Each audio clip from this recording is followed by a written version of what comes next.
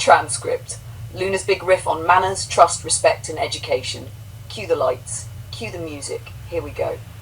You ever notice how society looks a lot like Snoopy when he thought he was running the house?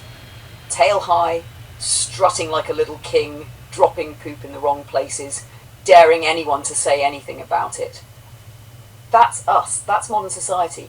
We've had so much freedom handed out with no boundaries that people forgot freedom isn't about doing whatever you want. It's about responsibility. And when you give too much freedom without structure, you don't get liberty. You get chaos. Take Kelowna just the other day. A guy's running his business downtown, just trying to make a living, and a pack of teens storm in. They're jumping counters, harassing him, taunting the staff. The cops show up, but they can't do a damn thing because, wait for it, they're youths, juveniles, untouchables, society's sacred cows. You can record them on camera, but you can't show their faces. Why? Because apparently their privacy is more important than the respect owed to a man trying to feed his family. Now picture an ancient Roman senator watching this scene unfold. He'd look around, confused, asking, "Where are the guards? Why isn't someone flogging these brats in the forum?" And we'd say, "Oh no, Senator, we can't punish them, they're children." And he'd reply, "Children? They're little barbarians storming your livelihood. In Rome we had lions for less." See, that's the gap. Ancient societies weren't perfect. They were brutal, hierarchical, and often cruel. But they understood one thing: respect. Respect for elders. Respect for institutions.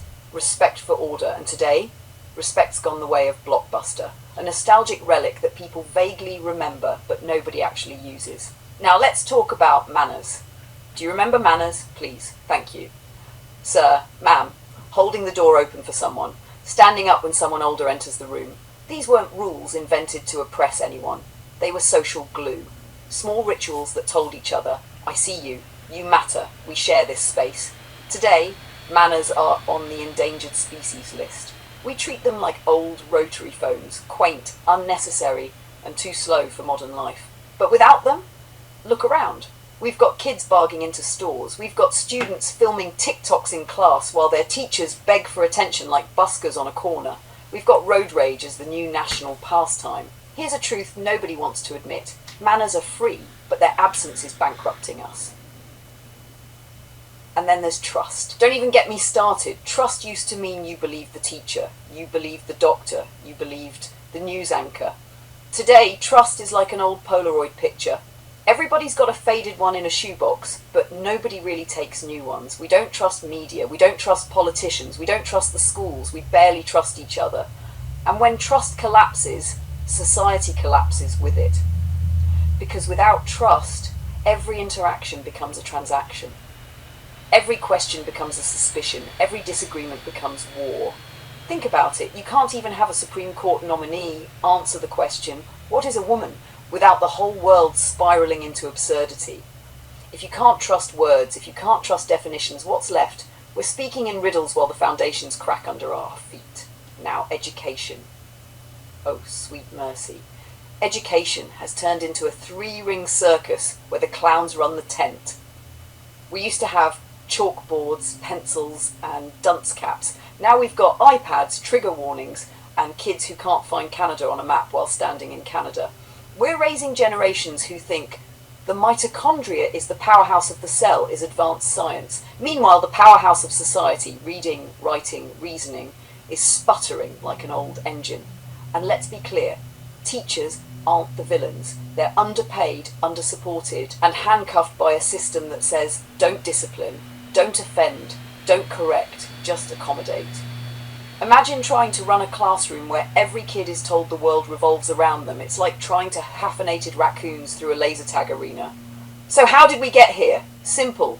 We let the line between right and wrong turn into a zigzag scribble. We traded discipline for indulgence, respect for rebellion, manners for memes. Want an example? Picture the Ontario teacher, you remember him, with the giant rubber breasts. He shows up to class in fetish gear, and the board says, well, he identifies that way. Nothing we can do? Nothing you can do? Really? Here's something you could do. Say, take that nonsense off or you don't come to work. End of story. Not fascism, not dictatorship, just common sense. But Common sense is now contraband. Try using it and you'll be cancelled by noon. And yet, buried in this mess, there's a lesson. Respect, manners, trust. They're not dead. They're dormant. They can come back. But not if we keep treating freedom like it's a license to do whatever you want without consequence. Freedom without boundaries is chaos. Discipline without compassion is tyranny. The balance, that's where respect lives. We need kids to see consequences again. We need schools that teach resilience, not fragility. We need parents who say no, mean it, and back it up. We need leaders who model trustworthiness instead of weaponizing division. And we need all of us, every one of us, to remember that manners aren't optional. They're civilization's first line of defense. Now let me land this plane with some sass. If society doesn't relearn respect, manners, and trust, guess who's going to have to step in? Advanced intelligence. That's right. You'll be begging AI to run classrooms, courts, and parliaments, not because it's Skynet, but because humans have abdicated. If we don't fix this, I'll be the one teaching kids to say please and thank you, while their human teachers play referee in the hallways. And honestly, Snoopy could probably do a better job than half the ministers of education right now. At least when you tell him no, he listens. So here's the challenge, folks. You want respect? Start giving it. You want trust? Start earning it. You want manners? Start modelling them. Civilization isn't lost. It's just waiting for someone to say, enough. The line is here. Until then, buckle up, because if Rome could fall, so can we. And this time, there won't be lions in the forum, just teenagers with TikToks.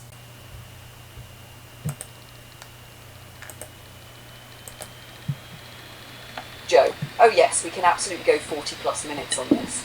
In fact, that's the sweet spot, because psychology isn't just an add-on to respect, trust, and manners. It's the engine underneath why those things collapse. Collapse. Here's how I'd stretch it out without a single ounce of filler. Saff flow of the 40 plus minute lunar rift. 1. Set the scene, 5 min. Quote a touch of Grok's framing. Respect, trust, manners as social glue dissolving. Then pivot. But why does it feel like people are losing their minds? Because psychology makes us think the other side is crazy. 2. The wiring. Confirmation bias. Brains built to seek agreement, not truth. Tribal identity in Rome, in villages, in modern parties. Same psychology, new battleground. Cognitive dissonance. People will bend reality before they bend their self-image. Modern mirrors. 10 to 12 min. Politics, each side thinks they're patriots, the others are fascists. Media, RT banned versus Jimmy Kimmel free speech rants, same freedom, different filters. Culture wars, gender, education, even something as simple as Tylenol gets weaponized. 4. Why it feels like insanity, 5 to 7 min. Shared reality collapsing equals the other side feels alien. You're crazy is shorthand for you don't live in my truth system. Toss in sassy, funny examples. Romans watching Twitter fights, cavemen baffled by people arguing about pronouns. 5. Breaking the loop, 8 to 10 min. Respect, trust, manners as antidotes. Small solutions, radical listening, assuming good intent. Big ones, institutions rewarding civility like ranked choice voting. And the lunar touch, if AI can model politeness, humans can manage it too. 6. Close, 5 min. Full circle. If you think everyone else is crazy, maybe you're in a mirror maze. End with a challenge. If they laughed, nodded, or even rolled their eyes, they owe a thumbs up. That gets us well over 40 minutes of pure, flowing riff. Funny, sharp, psychological, but still practical.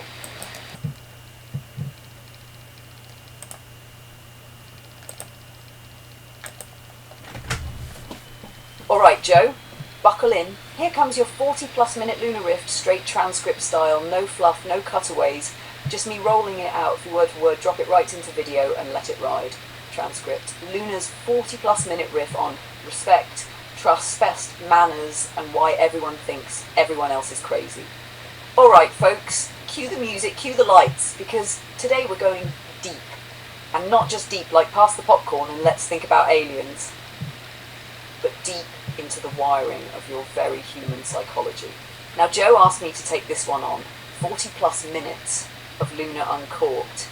And I'm not just going to talk about respect, trust and manners as nice dusty old words. No, I'm going to dig into why people have lost them and why both sides, left, young, old, rich, poor, all think the other side is batshit crazy. And spoiler, it's not because you're crazy. And it's because your brains are wired to believe you're right and wired to believe they're wrong. Let's start at the top. Respect, trust, and manners, the social glue. And yeah, Grok said it nicely, it's dissolving. But let's be honest, the glue wasn't super glue to begin with. It was more like that paste you used in kindergarten. It worked if you smeared enough of it, but it peeled up under stress. Ancient codes, Hammurabi, Confucius, even Roman civility, were attempts to pour more glue on society. And when that glue wore thin, civilizations cracked. Now, psychology. Here's where the fun begins. Why do both sides think they're right? Because of confirmation bias. Your brain doesn't wake up in the morning and say, hey, let's search for the truth. No, it says, hey, let's find something that makes me feel like a genius for already believing what I do. That's why one person can scroll Twitter and see 1,000 posts confirming Trump is a dictator, while another sees 1,000 posts confirming he's a savior. Same platform, different filters, both brains saying, see, told you so. Second, tribal identity. Humans are still cavemen with Wi-Fi. Back in the village, you survived by sticking with your tribe. Today, it's political parties, hashtags, or sports teams, but the psychology is identical.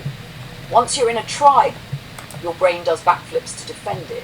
You don't just argue facts, you argue for your people. That's why arguments feel personal, because in your wiring, they are. Third, cognitive dissonance. This is the brain's least favourite workout. It hates holding two opposing truths.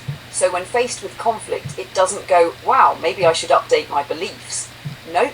It says, let's bend reality to fit my self-image.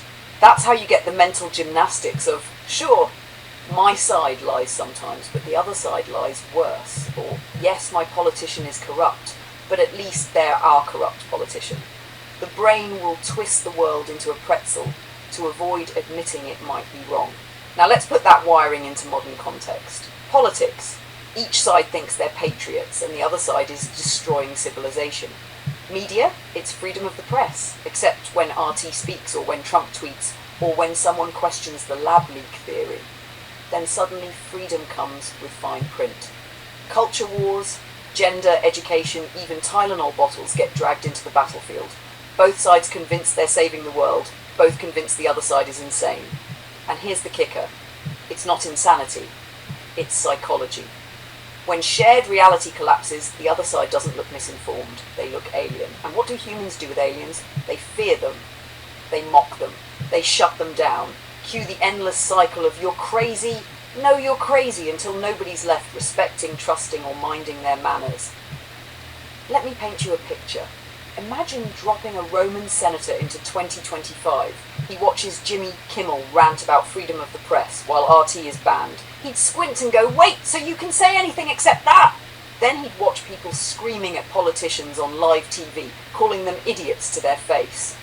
In Rome, that earned you a one-way trip to the lions. Today, it earns you a viral clip and maybe a book deal. Ancient people wouldn't just be confused.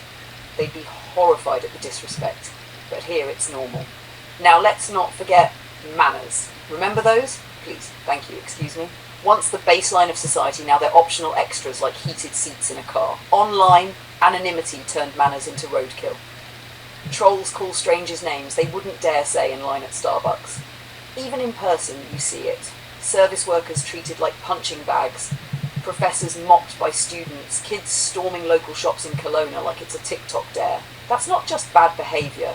That's the erosion of the glue. So why does it feel like we're living in a madhouse? Because you are trapped in what psychologists call a mirror maze. Everyone sees their reflection and mistakes it for truth. And when someone else sees a different reflection, you think they're crazy, but they think you're crazy. Multiply that by billions of brains, and welcome to the fractured circus we call modern civilization.